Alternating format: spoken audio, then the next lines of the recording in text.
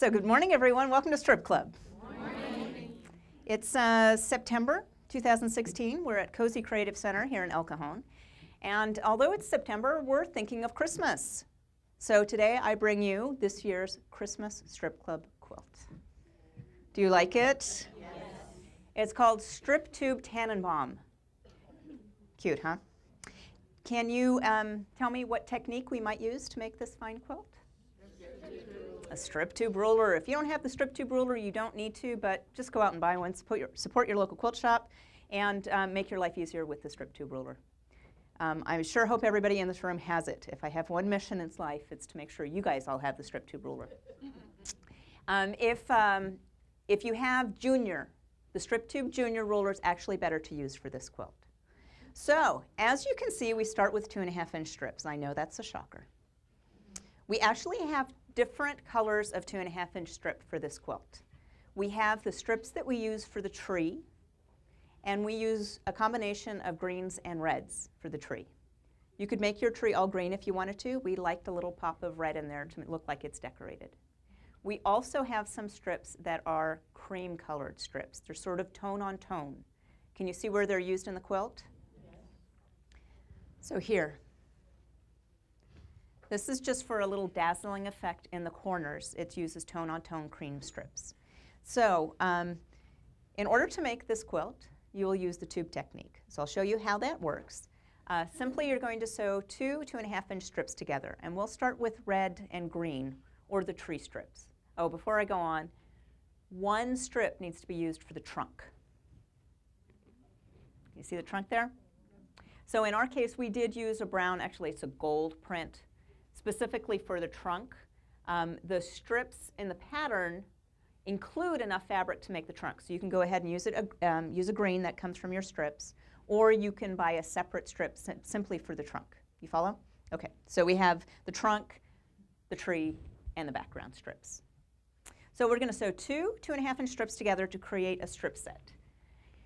On a good day, that strip set measures 4.5 inches. I hope for you, your strip sets measure 4.5 inches.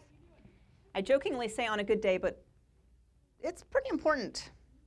If your strip set doesn't match 4.5 inches when you sew two 2.5-inch strips together, which is funny because it's the only time in math that 2.5 plus 2.5 equals 4.5, right?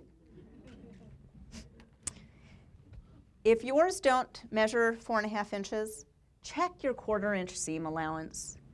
Because this is the perfect way to check your 1/4-inch seam allowance. 4.5 inches from here to here. If you don't get 4.5 inches, you will be exponentially off as you continue to piece your quilt. So there's my little lecture about 1/4-inch seam allowance. So 4.5 inches. We have two strips sewn together here. Now we're going to place another strip set, which happens to be on the back side, right sides together with the first strip set. Flip the strips so the seams nest. These center seams nest. And because we now know how to sew perfect 1/4-inch seam allowance, it's 4.5 inches top to bottom, both of them. So we can sew 1/4 inch up along the top and a 1/4 inch down the bottom to make a tube. If you're familiar with us, you know the tube technique. We love the tube technique. It's incredible to me how many designs we continue to come up with using this technique. And I have theories on why it works and why we keep coming up with new ideas, and it's basically because it's cool. So now we're going to take our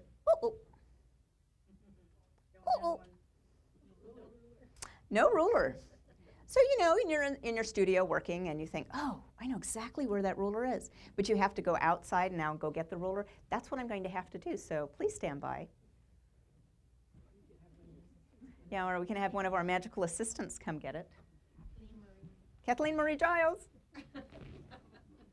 You know she's in trouble. Hey, you know what I don't have? I don't have a strip tube junior.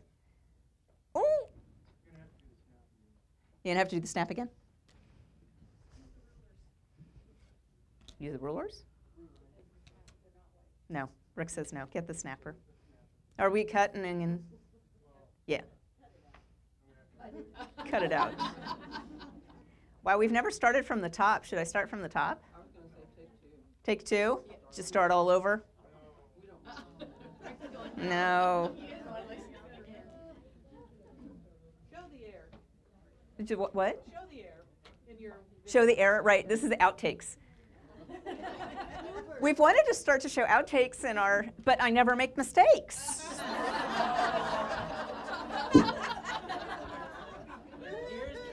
There's your outtake.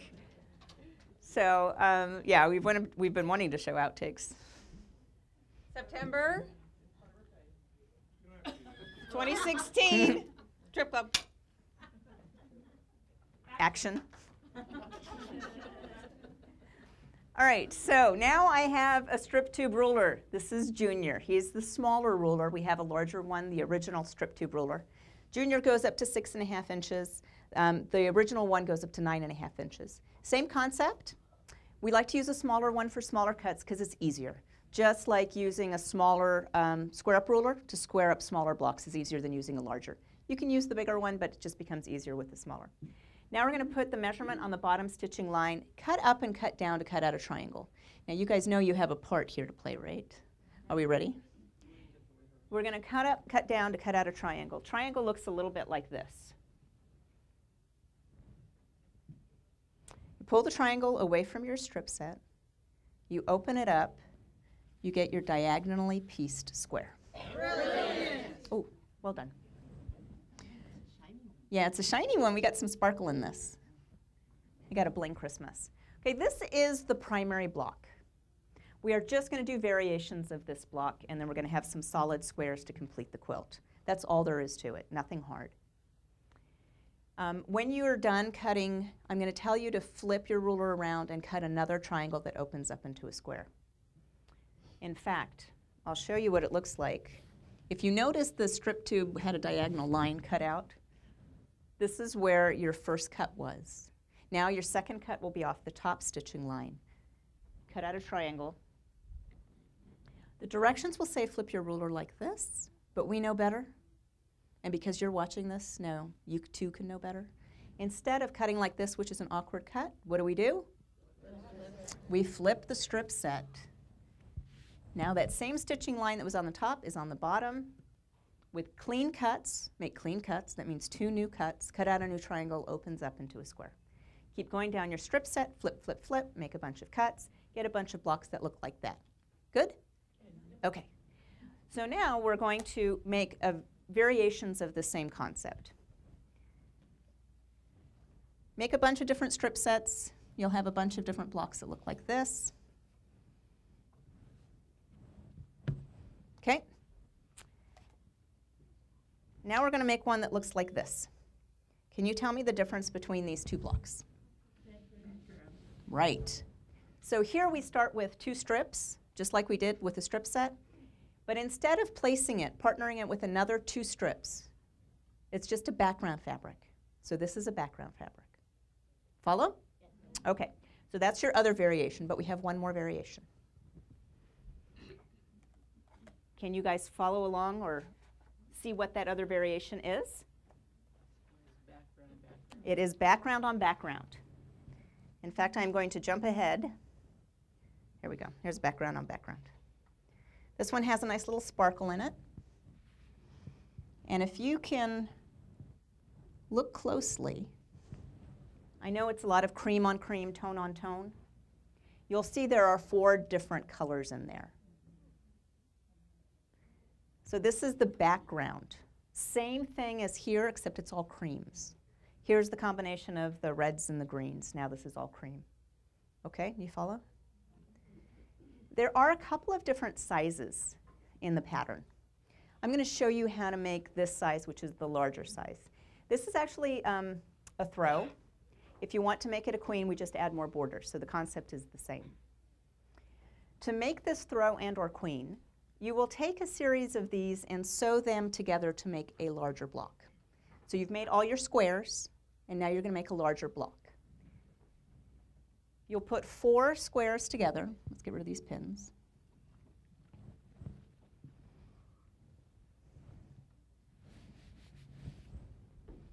To create the block. Okay? So 4 squares make 1 block. You starting to see it in the quilt? We also have another block.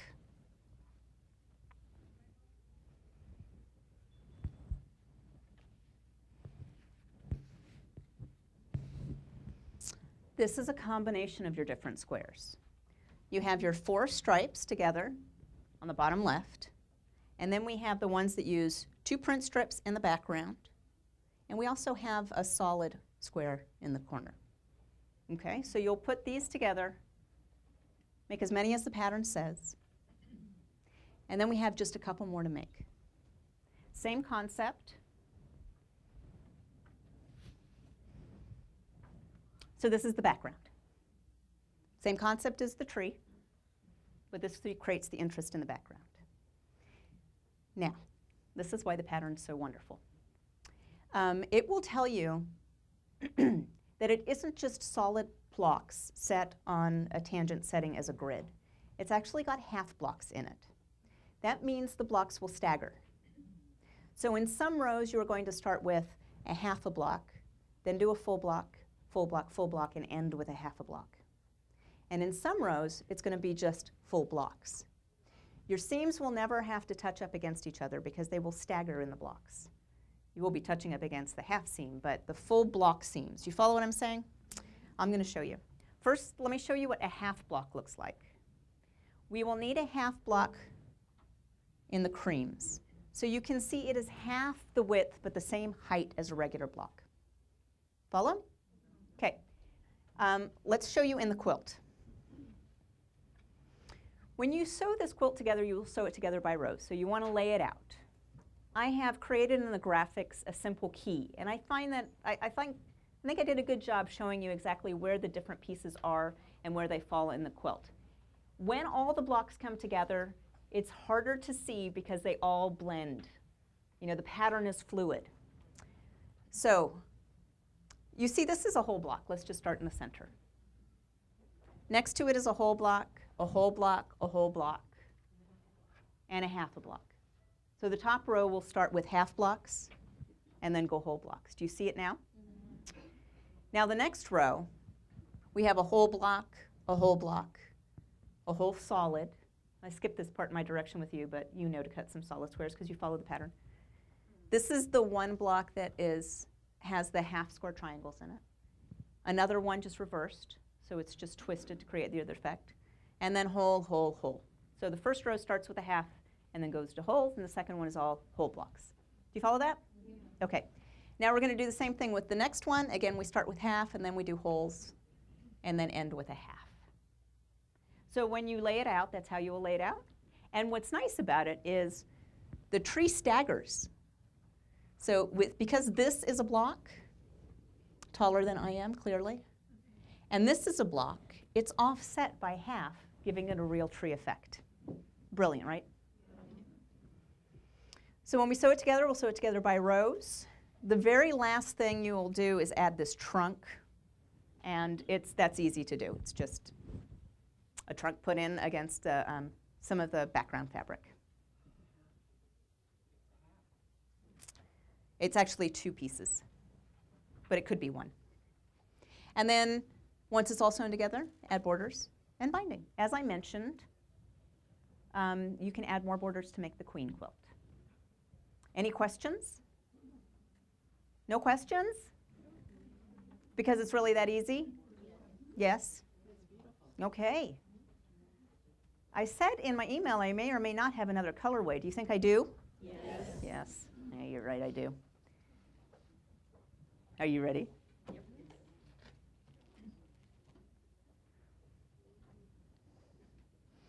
You can already tell by the colors, right? Mm-hmm. By the backing.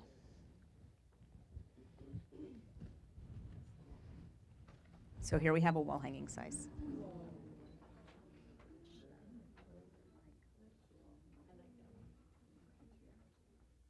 Okay, now there's one big difference between this and the other one, other than it's smaller.